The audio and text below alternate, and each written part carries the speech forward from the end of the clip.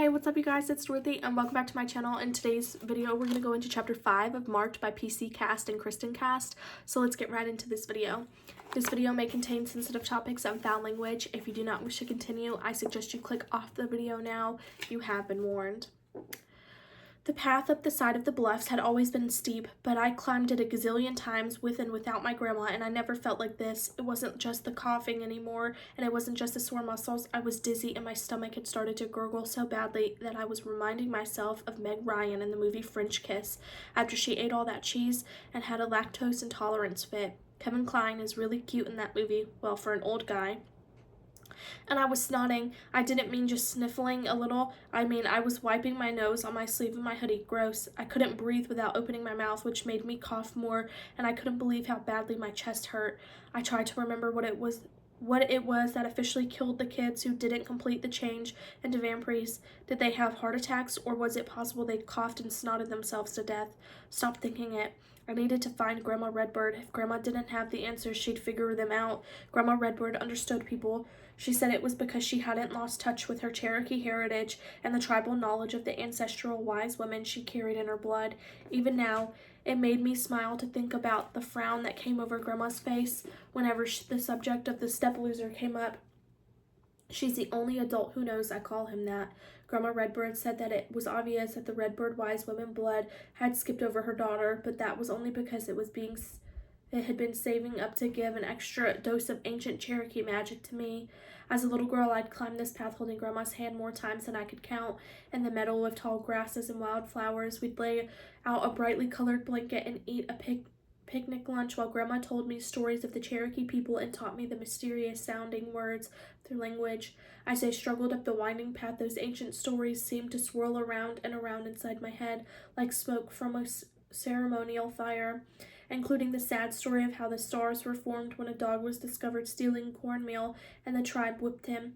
As the dog ran howling to his home to the north, the meal scattered across the sky, and the magic in it made the Milky Way, or how the great buzzard made the mountains and valleys with his wings, and my favorite story about the young woman sun who lived in the east, and her brother the moon who lived in the west, and the redbird who was the daughter of the sun. Isn't that weird? I'm a redbird and the daughter of the sun, but I'm turning into a monster of the night.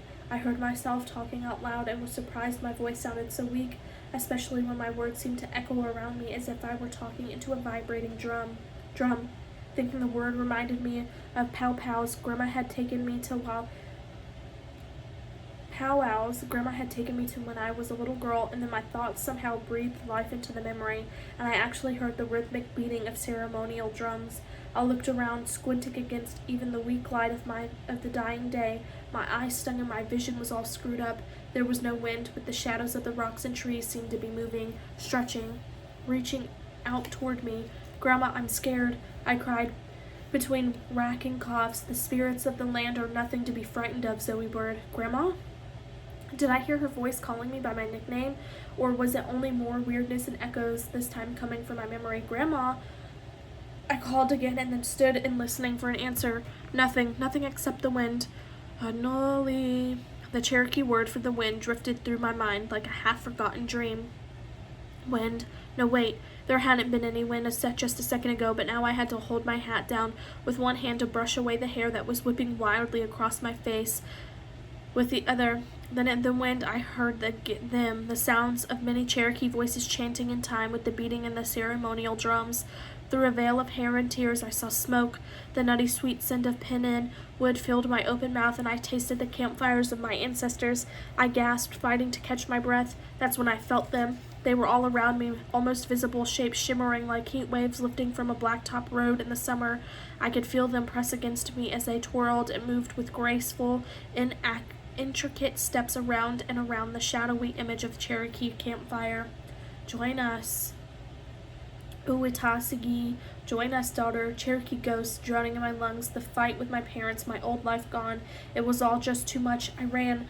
I guess what they teach us in biology about adrenaline taking over during the whole fight or flight thing is true, because even though my chest felt like it was going to explode, and it seemed as if I was trying to breathe underwater, I ran up the last steepest part of the trail like they'd opened up all the stores at the mall, and they were giving away free shoes. Gasping for breath, I stumbled up the path higher and higher, fighting to get away from the frightening spirits that hovered around me like fog, but instead of leaving them behind, it seemed I was running further into their world of smoke and shadows. Was I dying? Was this what happens? Was that why I could see ghosts?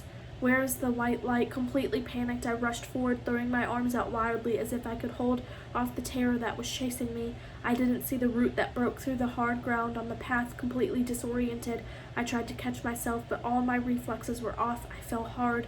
The pain in my head was sharp, but it lasted only an instant before blackness swallowed me. Waking up was weird. I expected my body to hurt, especially my head and my chest, but instead of pain, I felt fine. Actually, I felt better than fine. I wasn't coughing. My arms and legs were amazingly light, tingly, and warm, like I had just slipped into a bubbly hot tub on a cold night. Huh?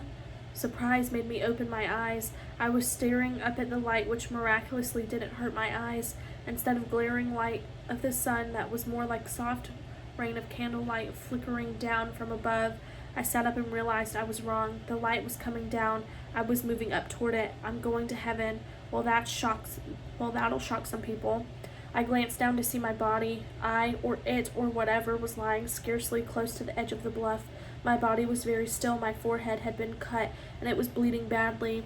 The blood dripped steadily into a gash in the rocky ground, making a trail of red tears that fell into the heart of the bluff.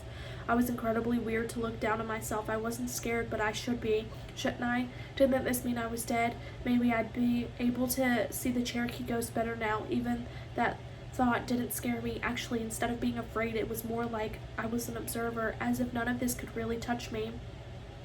I enjoyed the way the world looked sparkling and new, but it was my body that kept drawing my attention. I floated closer to it. I was breathing in short, shallow pants, while my body was breathing like that. Not that was me, and I/she didn't look good. I/she was all pale and her lips were blue. Hey, white face, blue lips, and red blood. Am I patriotic or what? I laughed. It was amazing. I swear I could see my laughter floating around me like puffy things you blow off of a dandelion, only instead of being white, it was birthday cake frosting blue. Wow. Who knew hitting my head and passing out would be so much fun? I wondered if this is what it was like to be high. The dandelion icing laughter faded, and I could hear the shining crystal sound of running water. I moved closer to my body, able to see what I had at first thought was a gash in the ground was really a narrow crevice. The living water sound was coming from deep inside it. Curious, I peered down, and the sparkling silver outline of words drifted up from within the rock. I strained